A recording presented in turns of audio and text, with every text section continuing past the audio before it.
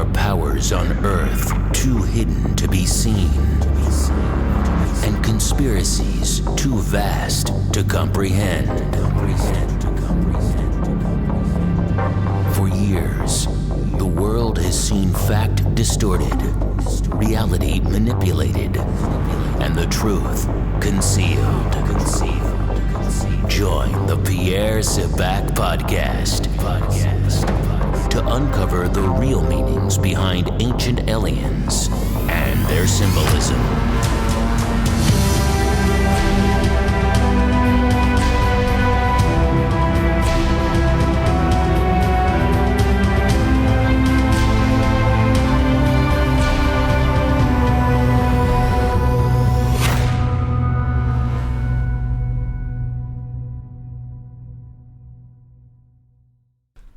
Hi, this is PIERRE SABAK, unlocking the keys to the mysteries. Now today I'm going to do a short summary on scaphology. I wanted to do a summary on scaphology because this is so integral to understanding the ufological tradition, in particular the origins of the occult tradition of the flying saucer. I contend within my book Holographic Culture that scaphology, the study of angelic ships within the mythological and religious tradition, is very ancient. It informs the occult tradition. So first of all, I'm just going to read a short summary from my book Holographic Culture of what scaphology is. And so in my book Holographic Culture, I make the following reference. I give the following definition.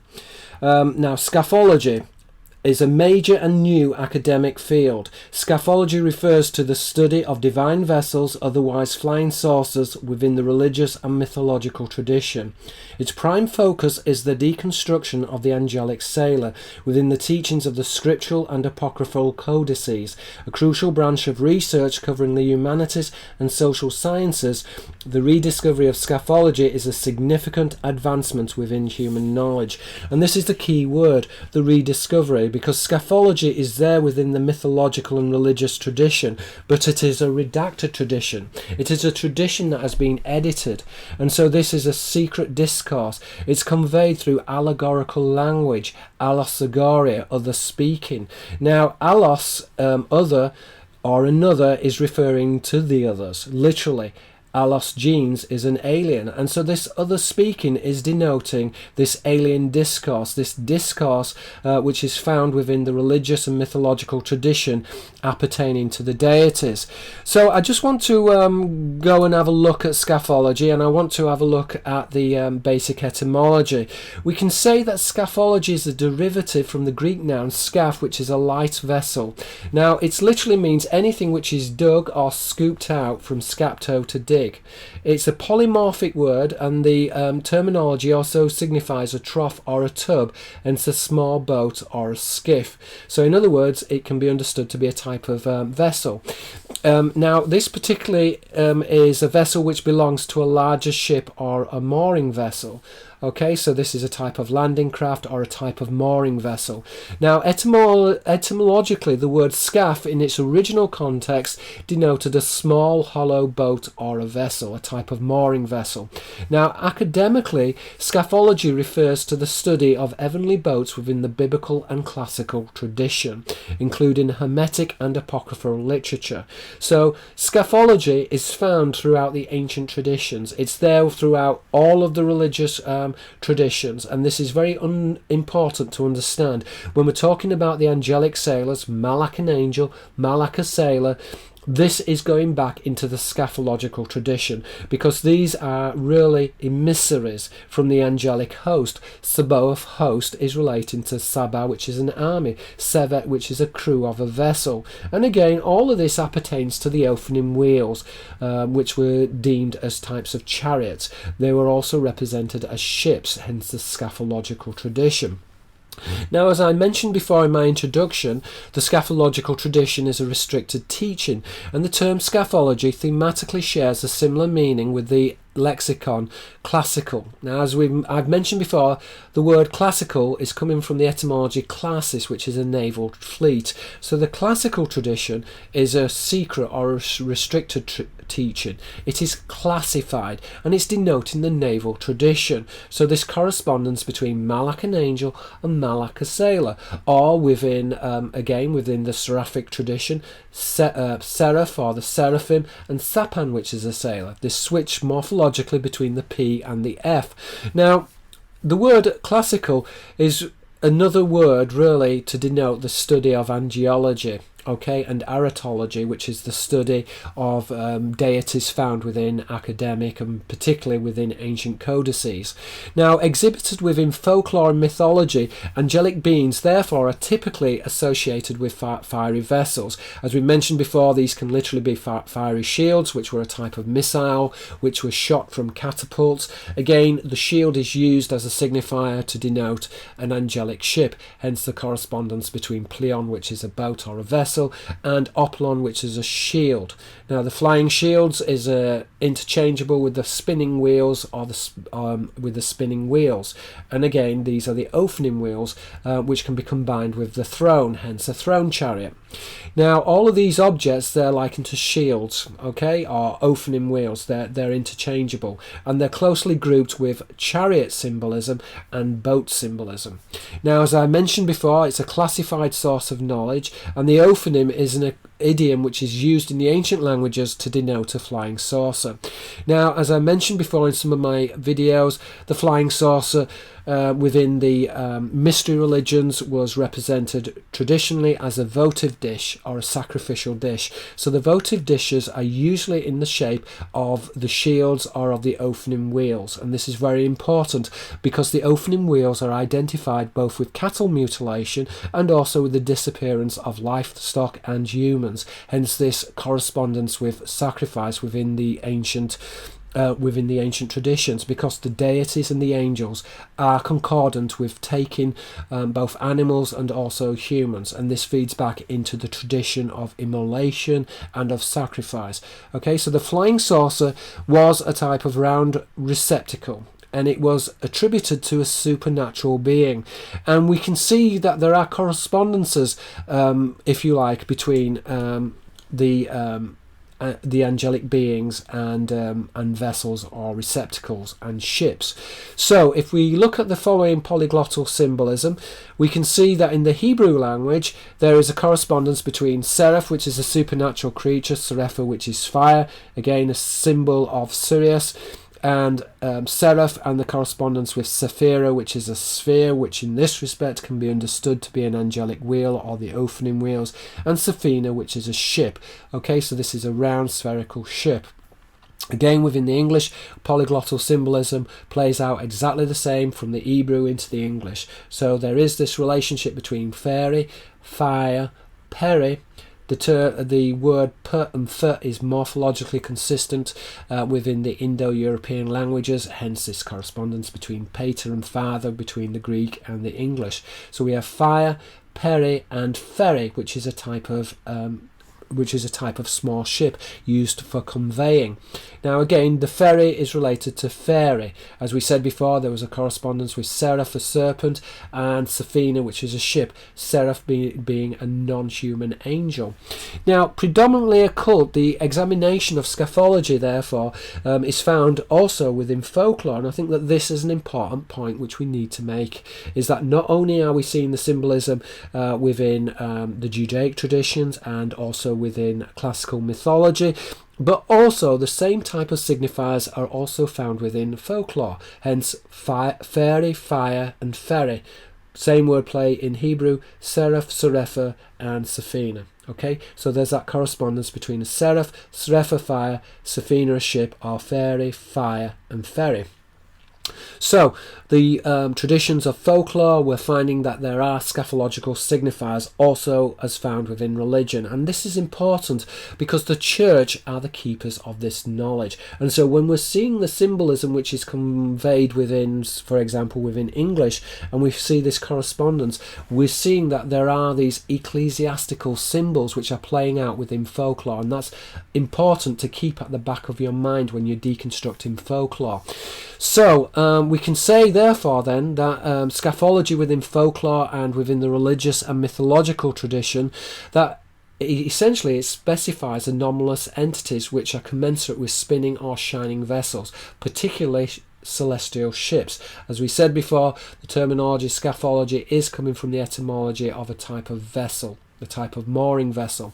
Now, unequivocal, the early comparisons between the angelic host and their vessels in scriptural accounts indicates that the flying saucer and its crew member are an ancient concept. So this idea of an alien or non-human angels, for example with the seraphim, that they're correlated to being crew members of vessels, is an ancient idea. And indeed, as I've made before this point in many videos before, SABAK, which is the angelic host, is related to Teva, which is an ark or a vessel, Sevet, which is a crew. There is this phonetic switch between the B and the V. So these ideas are very principal, and they're very much integral to the worship of the gods. This idea of an angelic sailor, this idea of Malak, an angel, is related to Malak. It's a polymorphic word of Malak, which is a sailor. And therefore, within ecclesiastical symbolism, sometimes the Virgin Mary is actually shown as carrying a boat on her shoulder. Okay, this idea would correspond to the idea of an angelic sailor, and again the halo would correspond with an opening wheel. So this idea of lordship in this respect denotes one who is born from a ship or a vessel. The Ben Sira in the Hebrew and Judaic traditions are the sons of a boat. The sons of a boat is an angel, Malak an angel, Malak a sailor. So we can say therefore that there is, if you like, also an etymological play with the opening wheels and in the Greek, the opening wheels in the Aramaic, and the Greek paronomasia othon, which is a sail. Okay, so the opening wheels are sometimes depicted as a type of sailboat with large sails, but the connotation is actually of the opening wheels, of the spinning wheels. So the sailcloth is combined. And again, within symbolism, the key takes on a very important symbol, because the double key we can see is related to the Greek word kleis, which is a key, is an insignia of classis, which is a fleet, army or class. So the key is used to denote a type of political class, but again this is an angelic class, hence the relationship with classis, which is a fleet. We would say lordship, kingship, hence the correspondence between Malak an angel and Melech, which is a king. You know, the Ben Sira, those who are born of a boat. The boat is used as a signifier of the angels of an angelic lineage. So this is the naval tradition, or noble, the highborn, those who know. This is a classified tradition, again, classis, which is a fleet. It's a secret tradition. It's a tradition which appertains to the angels. So the key holder, therefore, specifies one who is called. It's a secret tradition, and therefore one who is called. Klesis, which is calling, can be signified with kleis, which is a key, which denotes classes, which is a fleet, an army or a class, which in this respect is the angelic class, hence the relationship with lordship. And we can say therefore that Peter himself was called, hence he is the keeper of the gates of heaven, and Peter therefore is shown with a key, which is used to denote this heavenly class, the key holder, classis, which is a fleet, kleis, which is a key. Now in the context, the lock and the key is also compatible with the opening wheels, because it represents this gear shaft, and the opening wheels, again, the etymology in the Aramaic, the opening wheels is plural, and this is because the wheels were constructed from a series of wheels or gear shafts, and this is found within the book of Jeremiah. Jeremiah speaks of this idea of the work of the Lord, which was created from these cogs from these gear shafts. So the wheels are often shown as interlocking, and these interlocking wheels is a sign of how the opening wheels are actually constructed. So this is important to understand. And again, even within the ecclesiastical symbolism, when we look at the schemata of the Vatican City, we have at the bottom, we have essentially where the Vatican is. We have the circle, which is a zodiacal circle, but the zodiacal circle in this respect is used to denote the opening wheels, and then this is at the base of the key, and then you've got the Vatican, which goes out and is drawn like a key. So the map of the Vatican is really a schemata of a key. The key is used to denote a lock. And a cog shaft, and a cog shaft is used to denote the opening wheels. Now this is important because within the ancient traditions, the opening wheels were traditionally buried underneath temples, and so these symbols of the opening wheels are actually identifying where these vessels are buried. Now within the Vatican City, the image of the key and wheel is emblematic of the cog, and as I mentioned before, it's denotational of the opening wheels. Now again, the wheels have these astrotheological symbols, so the wheels interlink with the planets at one level. So the archons are rulers over planets, and the wheels can be represented with astrotheological markers. But underlying this symbolism is this idea of the angelic sailors, of the lords, of lordships. They are lords over planets, they rule over planets, and this is important to understand. And the key, therefore, is a scatological motive. It's intrinsic to the study of scaphology, and again, it's used to denote this idea that a wheel is interred or can be buried under for example, the Vatican City, or is buried underneath a temple. So the wheel, therefore, is used to represent, in scaphological symbolism, a vessel or a ship.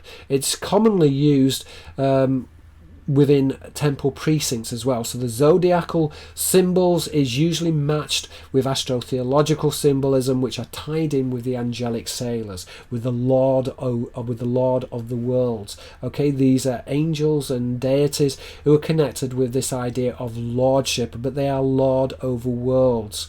And this again feeds into the Greek tradition of panspermia, which is the planting of the human or the Adamic races on the earth, and which is a veiled or a concealed tradition. As we mentioned before, it's classified.